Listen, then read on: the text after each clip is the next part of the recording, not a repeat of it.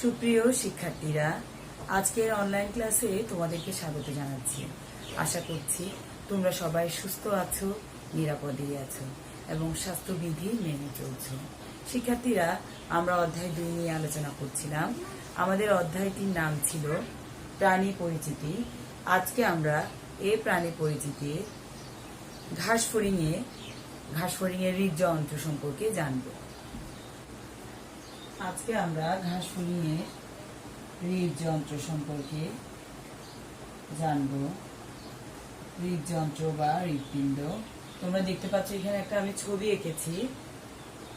এটা হচ্ছে ঘাসফড়িংয়ের রক্ত সংবহন তন্ত্রের ছবি। এখন আমি এই বিভিন্ন অংশ চিহ্নিত করব। এটা হচ্ছে সম্মুখ অ্যাওর্টা,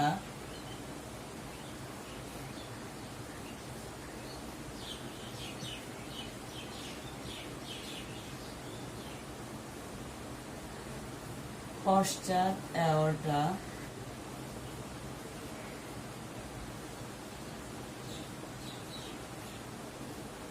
এখানে যেগুলো দেখতে পাচ্ছ অস্ট্রিয়া,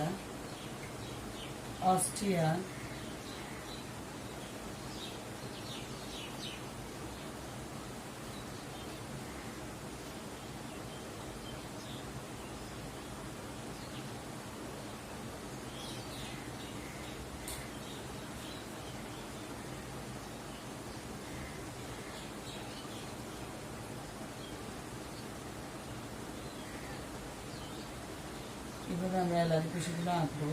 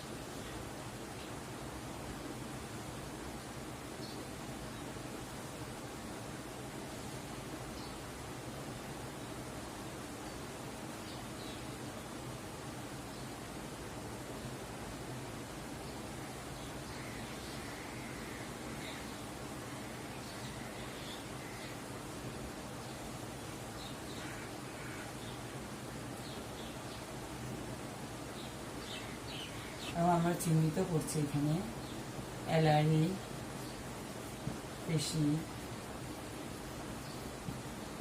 চিত্রের নাম লিখব। চিত্র ঘাসফড়িংয়ের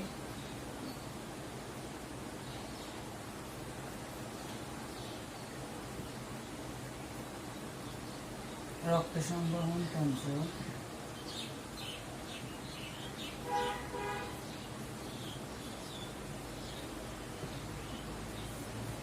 তাহলে আমরা যদি চিত্রটা আবারও পর্যবেক্ষণ করি, আমরা দেখতে পাচ্ছি যে এখানে সম্মুখ অ্যাওর্টা এবং নিচে পশ্চাৎ অ্যাওর্টা।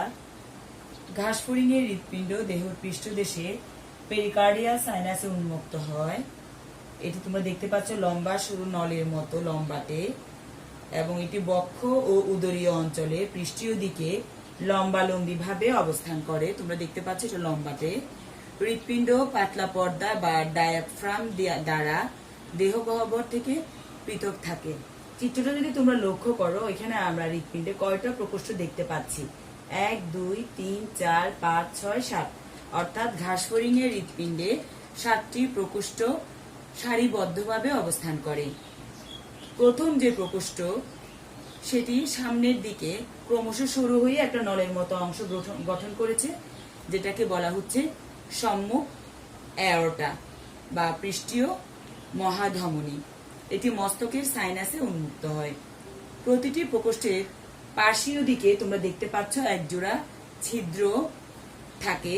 এই ছিদ্রগুলোকে অস্টিয়া বলে। আমি দেখিয়েছি এখানে যে দুটো ছিদ্র, প্রত্যেকটা প্রকোষ্ঠে তোমরা দুটো দুটো করে অস্টিয়া দেখতে পাচ্ছ। তাহলে প্রতিটি প্রকোষ্ঠের পার্শ্বীয় দিকে এক জোড়া ছিদ্র বা অ্যাওর্টা থাকে এবং অস্ট্রিয়ামে কপাটিকা থাকে, যা রক্তকে শুধু হৃৎপিণ্ডে ঢুকতে দেয় কিন্তু বের হতে দেয় না।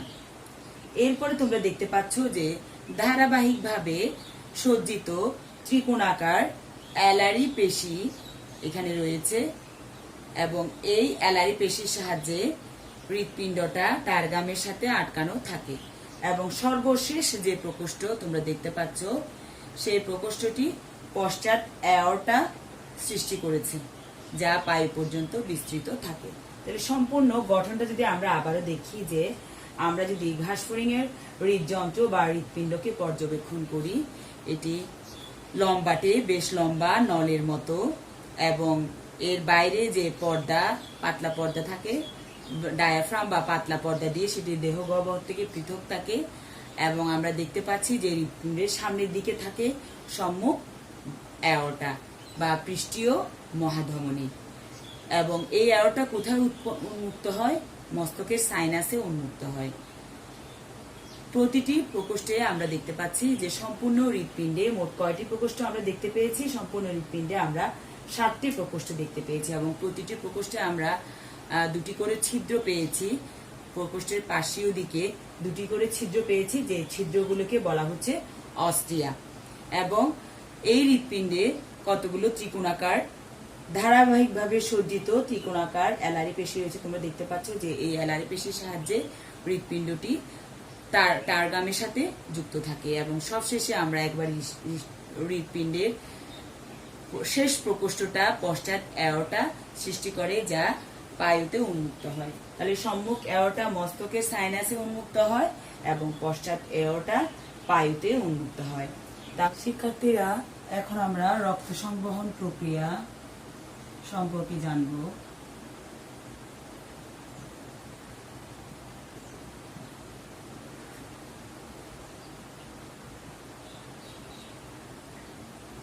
রক্ত সংবহন প্রক্রিয়া, আমরা হৃৎপিণ্ডের গঠন সম্পর্কে আমাদের ধারণা হয়েছে। এখন আমরা হৃৎপিণ্ডের মাধ্যমে কিভাবে রক্ত সঞ্চালিত হচ্ছে সেটা আমরা জানব। প্রথমে আমরা রক্ত সংবহন কাকে বলে জানব। যে পদ্ধতিতে রক্ত হৃৎপিণ্ড থেকে দেহের বিভিন্ন অংশ গমন করে এবং সেখান থেকে আবারও হৃৎপিণ্ডে ফিরে আসে, তাকে বলা হচ্ছে রক্ত সংবহন প্রক্রিয়া। তাহলে এই প্রক্রিয়ার শুরুতে কি হয়? এই প্রক্রিয়ার শুরুতে এখানে যে অ্যালারি পেশিগুলো আছে, অ্যালারি পেশির সংকোচনের ফলে রক্ত পেরিভিসেরাল সাইনাস হতে রক্ত পেরিকার্ডিয়াল সাইনাসে প্রবেশ করে। সাইনাসগুলো সম্পর্কে আমি গত ক্লাসে আলোচনা করেছিলাম। 3টি sinus: perivisceral sinus, perineural sinus এবং পেরিকার্ডিয়াল সাইনাস। তাহলে প্রথমে রক্ত কি হয়? অ্যালারি পেশির সংকোচনের ফলে পেরিভিসেরাল সাইনাস হতে পেরিকার্ডিয়াল সাইনাসে প্রবেশ করে। এ সময় হৃদযন্ত্রের প্রকোষ্ঠগুলো প্রসারিত হয়, ফলে রক্ত অস্ট্রিয়ামের মাধ্যমে হৃদযন্ত্রের পেরিকার্ডিয়াল সাইনাস হতে হৃদযন্ত্রের গহ্বরে অর্থাৎ হৃৎপিণ্ডে প্রবেশ করে। এগুলোতে প্রবেশ করে। এখানে হৃৎপিণ্ড সংকুচিত হয় এবং হৃৎপিণ্ডের প্রসারণ হয় এবং ফলে রক্ত হৃৎপিণ্ডের গহ্বরে প্রবেশ করে। হৃদযন্ত্রের সকল প্রকোষ্ঠ রক্তপূর্ণ হলে শেষ প্রকোষ্ঠ হতে একটি ধারাবাহিক সংকোচনের ঢেউ সামনের প্রকোষ্ঠের দিকে ধাবিত হয়, ফলে রক্ত সম্মুখ অ্যাওর্টা থেকে মস্তকের সাইনাসে প্রবেশ করে। এরপর রক্ত পশ্চাৎমুখী হয়ে পেরিভিসেরাল সাইনাস, তাহলে দেখতে পাচ্ছ যে সংকোচনের ঢেউয়ের ফলে সম্মুখ অ্যাওর্টা থেকে রক্ত কোথায় প্রবেশ করলো? মস্তকের সাইনাসে প্রবেশ করেছে এবং পরবর্তীতে রক্ত পশ্চাৎমুখী হয়ে পেরিভিসেরাল সাইনাস ও শেষে পেরিনিউরাল সাইনাসে প্রবেশ করে দেহের বিভিন্ন অংশে সঞ্চালিত হয়। অর্থাৎ তোমরা দেখতে পাচ্ছ পেছন দিক দিয়ে পশ্চাৎমুখী হয়ে পেরিভিসেরাল সাইনাস এবং পেরিনিউরাল সাইনাস হয়ে রক্ত কি হয়? দেহের বিভিন্ন অংশে সঞ্চালিত হয় অ্যালারি পেশির কার্যকারিতায় রক্ত পেরিভিসারাল সাইনাস থেকে পেরিকার্ডিয়াল সাইনাসে প্রবেশ করে এবং চক্রের পুনরাবৃত্তি ঘটায়। শিক্ষার্থীরা, আমরা সম্পূর্ণ প্রক্রিয়াটা যদি দেখি, অ্যালারি পেশির সংকোচনের ফলে রক্ত পেরিভিসারাল সাইনাস হতে পেরিকার্ডিয়াল সাইনাসে প্রবেশ করে, তোমরা দেখতে পাচ্ছ। এ সময় হৃদযন্ত্রে যে প্রকোষ্ঠগুলো আছে, এই প্রকোষ্ঠগুলো প্রসারণের ফলে রক্ত অস্ট্রিয়ার মাধ্যমে পেরিকার্ডিয়াল সাইনাস হতে হৃদযন্ত্রের গহ্বরে প্রবেশ করে। তোমরা দেখতে পাচ্ছ যে রক্তটা হৃৎপিণ্ডে প্রবেশ করছে।